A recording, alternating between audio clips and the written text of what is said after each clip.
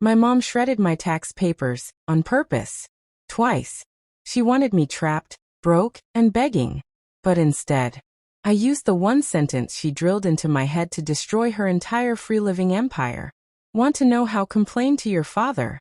Became the weapon that ended her perfect little world.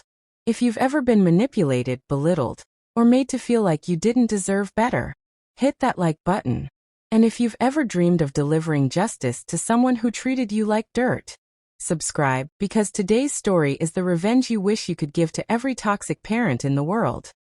I grew up in a house where every morning started with hunger and blame. Not the usual, we're low on groceries kind of hunger. No. The kind of hunger where a 6-year-old opens an empty cabinet and hears, "Cry to your father. It's his fault we don't have breakfast." That was my mom's favorite line. Sharp, cold, delivered with a sip of her coffee and a roll of her eyes that made me feel like an inconvenience, not a child. I was raised to believe complaining equals weakness, asking for help equals disrespect, needing anything equals selfish. My sister and I, just 8 and 10, became our mother's personal housekeepers. Every day after school, we rushed home, not to play, but to scrub floors, wash dishes, do laundry, and stay out of her way. Because if she got stressed, she'd snap. And her snapping meant being told we were worthless, or worse. To us, it was normal. To everyone else, it would have been child abuse. But when you're a kid, your normal is whatever your parent says it is. And mom's version of normal was, you exist to make my life easier. When I turned 17, my grandmother died and left my mom about $75,000. In the year 2000, that was life-changing money. And for 3 months, my mom lived like her life finally had meaning. Going out drinking, clubbing, laughing at nothing, buying random junk, acting like a carefree teenager. Meanwhile, the bills piled up. Lights shut off. Water shut off. No food. And every time I asked, "Mom, what do we do?" she snapped, "You have a job. Why don't you pay it?" I was a senior in high school, balancing AP classes, working part-time, saving every dollar for college. Meanwhile, she sat at home, chatting online with strangers, sipping wine, blasting music at 2 a.m. She refused to work. She refused to grow up. She refused to be a mother. College should have been my escape. Instead, mom turned it into a battlefield. My tax documents, my W-2s, were sent to our home address. Normal. Routine. But for my mother, they were an opportunity. When she saw those papers, she didn't hesitate. She didn't even think. She shredded them. Threw them out. She wanted my FAFSA to fail. Because if I couldn't afford college, I'd have to come home. Back under her roof. Back under her control. But fate stepped in. My sister saw the shredded papers in the trash. And when confronted, mom lied with the confidence of someone who had rehearsed these lies for years. "My friend has them.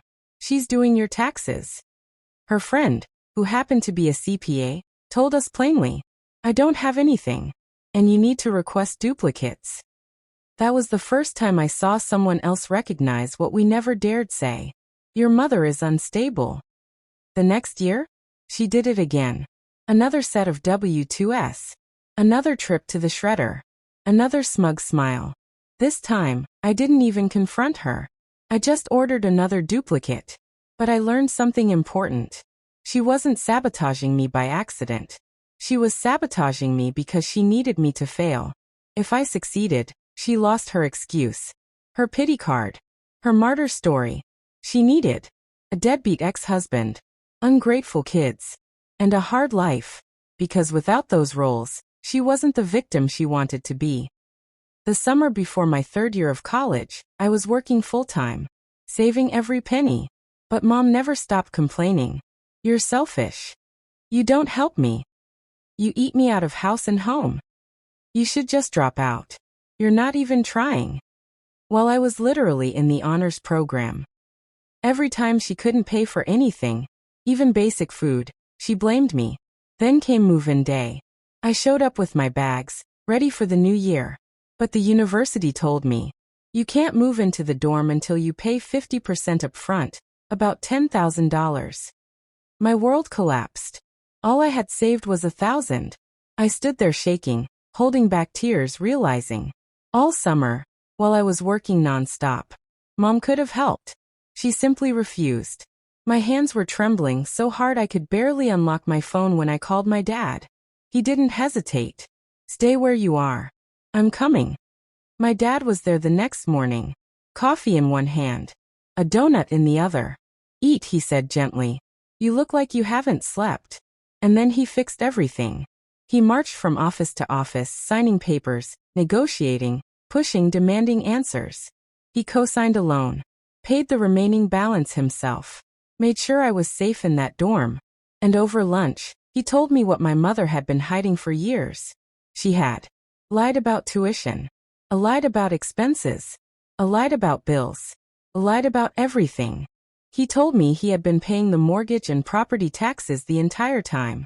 He told me she was getting nearly $2,000 a month in child support. And I saw the pattern. My mom had turned my childhood, my sister's childhood, our entire lives, into her personal paycheck. Dad looked at me with tired eyes and asked, "Let me see your account. Let me show the courts the truth." I didn't hesitate. I gave him access. Then he asked the question that changed everything. How would you feel if I paid for your college directly instead of paying her child support? I felt something I hadn't felt in years. Hope. Real warm, solid hope. I called my mom to update her.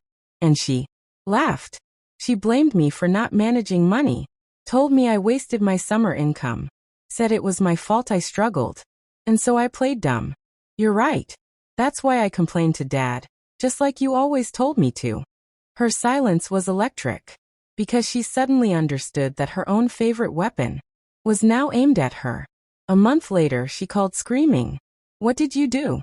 Why is there a hearing? Why is your father cutting off my money? Dad had proven everything. She never paid for tuition. She never supported us.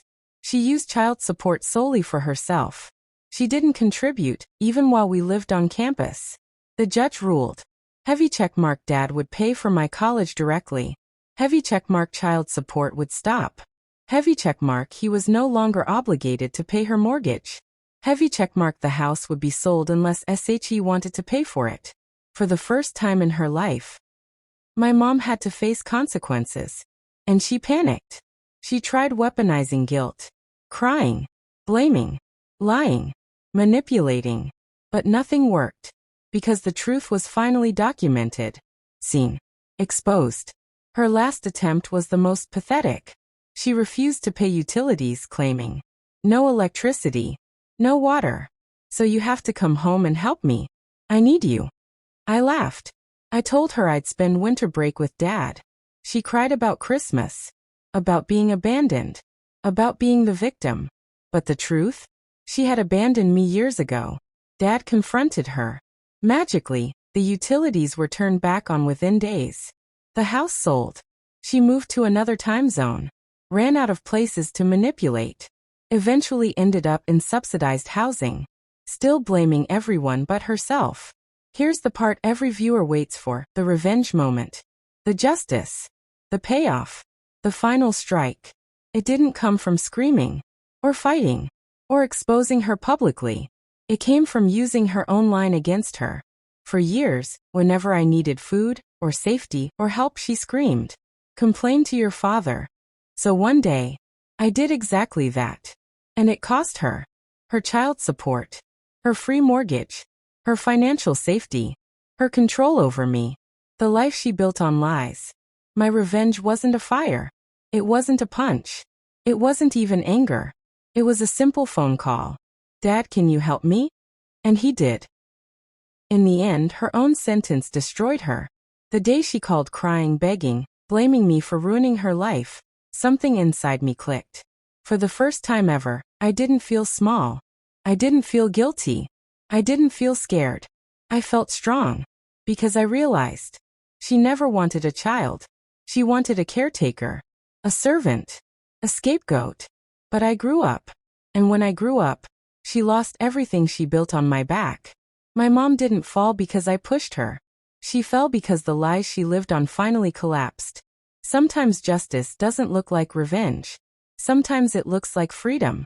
Sometimes it looks like breaking a cycle, standing up for yourself, and choosing to stop being the victim of someone else's story. And sometimes, justice looks like finally saying, no more.